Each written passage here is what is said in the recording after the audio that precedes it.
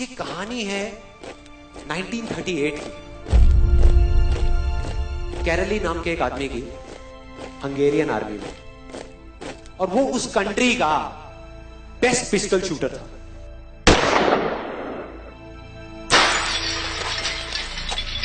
जितनी भी national championships हुई थी उस कंट्री में, उसको वो जीत चुका था।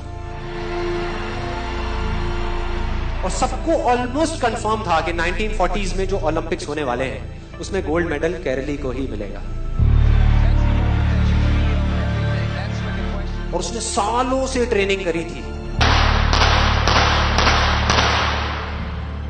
उसका एक ही सपना था, एक ही फोकस था कि मुझे अपने इस हाथ को दुनिया का बेस्ट शूटिंग हैंड बनाना है, बेस्ट बनाना है, बेस्ट बनाना है। और वो कामयाब हो गया, उसने बना लिया बेस्ट शूटिंग हैंड। सिर्फ 2 साल का फर्क था।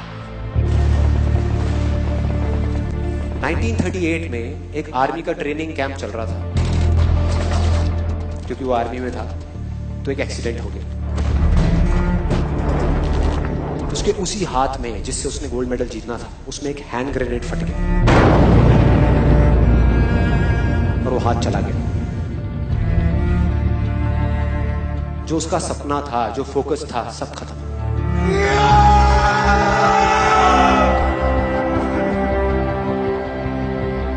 उसके पास 2 रास्ते थे। एक तो ये कि वो बाकी की पूरी जिंदगी रोता रहे और कहीं जा करके छुप जाए, या अपना जो गोल था जिस पे उसने फोकस किया हुआ था उसको पकड़ करके रखे।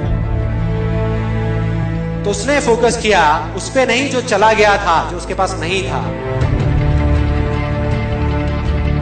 उसने फोकस किया उस पे जो उसके पास था।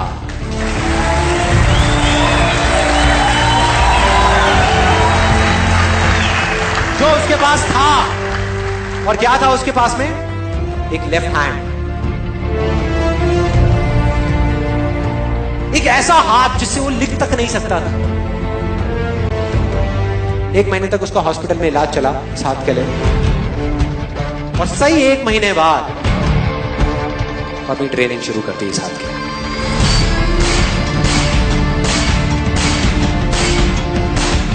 ट्रेनिंग के 1 साल बाद, मतलब कि 1939 में वो वापस आया।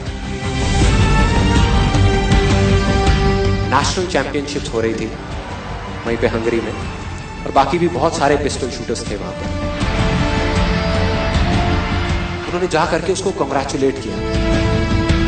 कहा कि यार देखो, ये होता है जज्बा, ये होती है स्पोर्ट्समैन स्पिरिट, कि इतना सब कुछ होने के बाद भी तुम यहां पर आए हो हमको देखने के लिए और हमारा हौसला बढ़ाने के लिए। किसी को नहीं पता था कि वो 1 साल से अपनी ट्रेनिंग कर रहा था लेफ्ट हैंड की। और उसने जवाब दिया, मैं यहां पर तुम्हारा हौसला बढ़ाने नहीं आया, तुम्हारे साथ कॉम्पीट करने आया हूं, तुमसे लड़ने आया हूं, तैयार हो जाओ। और कंपटीशन हुआ। बाकी सब वहां पर जितने भी लोग थे वो कॉम्पीट कर रहे थे अपने बेस्ट हैंड से। ये कॉम्पीट कर रहा था अपने ओनली हैंड से, ओनली हैंड से। कौन जीता? The man with the only hand, केरली जीत गया। लेकिन वो यहां नहीं रुका। उसका गोल क्लियर था कि मुझे इस हाथ को इस कंट्री का नहीं, इस पूरी दुनिया का बेस्ट शूटिंग हैंड बनाना है। उसने अपना सारा फोकस उठा करके डाला 1940 पे, जब ओलंपिक्स होने वाले थे।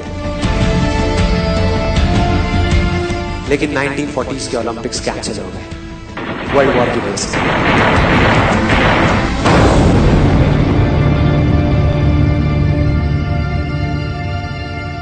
उसने अपना सारा फोकस उठा करके कहां डाल दिया? 1944 में जो ओलंपिक्स होने वाले थे उसके ऊपर। और 1944 में जो ओलंपिक्स होने वाले थे वो भी कैंसिल हो गए वर्ल्ड वॉर की वजह से। फिर से कैंसिल।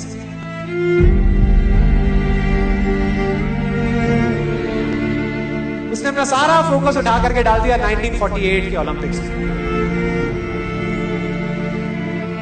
1938 में उसकी एज थी 28 साल, 1948 में उसकी एज हो चुकी थी 38 इयर्स। और जो यंगर जो प्लेयर्स आते हैं निकल करके, उनसे कॉम्पीट करना मुश्किल होता चला जाता है। लेकिन मुश्किल नाम का ये वर्ड था ही नहीं उसकी डिक्शनरी में। वो गया, पूरे वर्ल्ड के बेस्ट शूटर्स आए हुए थे जो अपने बेस्ट हैंड से कॉम्पीट कर रहे थे, और ये अपने ओनली हैंड से कॉम्पीट कर रहा था। और कौन जीता? The man with the only hand.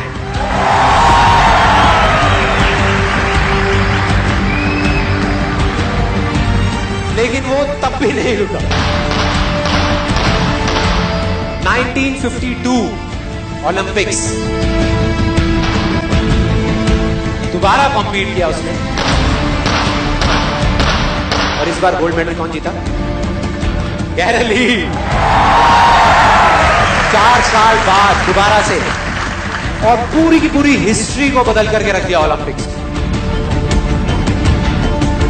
इस पर्टिकुलर कंपटीशन में उससे पहले किसी भी एथलीट ने लगातार 2 गोल्ड मेडल्स नहीं जीते।